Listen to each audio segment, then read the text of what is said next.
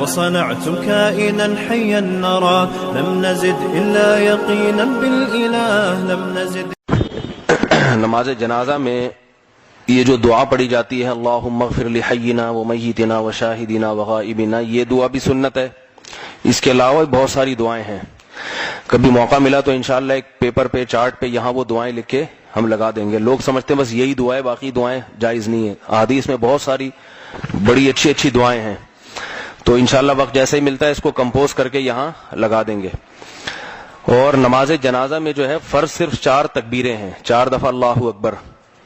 بعض لوگ کہتے ہیں ہمیں نماز جنازہ پڑھنی نہیں آتی اس لیے ہم نہیں پڑھ رہے. تو نماز جنازہ سب سے آسان ترین نماز ہے. 4 دفعہ اللہ اکبر کہنے سے نماز ادا ہو جائے گی، کچھ بھی نہ پڑھیں آپ. باقی جو ہم ثنا پڑھتے ہیں سبحانک اللہم بحمدک وتبارک اسمک وتعالی جدک ولا الہ غیرک، اس میں وجل ثناؤک کے الفاظ بھی لوگ بڑھا دیتے ہیں، لیکن یہ کسی مستند حدیث سے ثابت نہیں ہے وجل ثناؤک کے الفاظ. تو صرف اتنا پڑھنا چاہیے سبحانک اللہم وبحمدک وتبارک اسمک وتعالی جدک ولا الہ غیرک، بس یہاں تک. تو کسی معتبر حدیث سے، مستند حدیث سے وجل ثناؤک کے الفاظ ثابت نہیں ہے.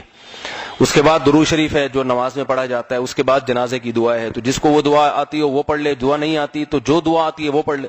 مختصر رب اغفر وارحم وانت خیر الراحمین، نیت یہ کر لے کہ اللہ اس میت کی مغفرت فرما.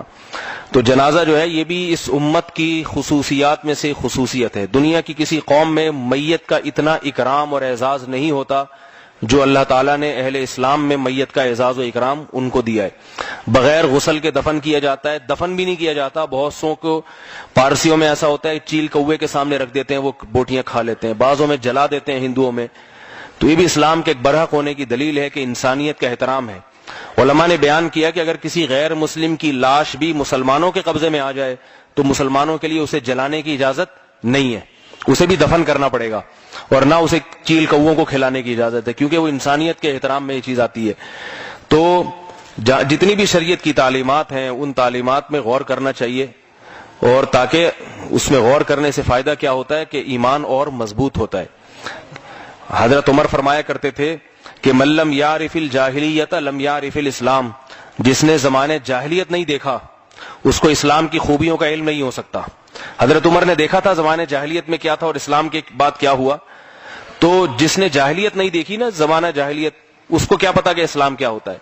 تو جس نے دوسرے مذاہب میں کبھی رہ کر نہیں دیکھا اسے پتہ نہیں چلتا کہ اسلام میں خوبیاں کیا ہیں. کسی مذہب کے فالوورز کے ساتھ کبھی رہ کر دیکھیں تو پتہ چلے گا کہ اللہ تعالی نے ہمیں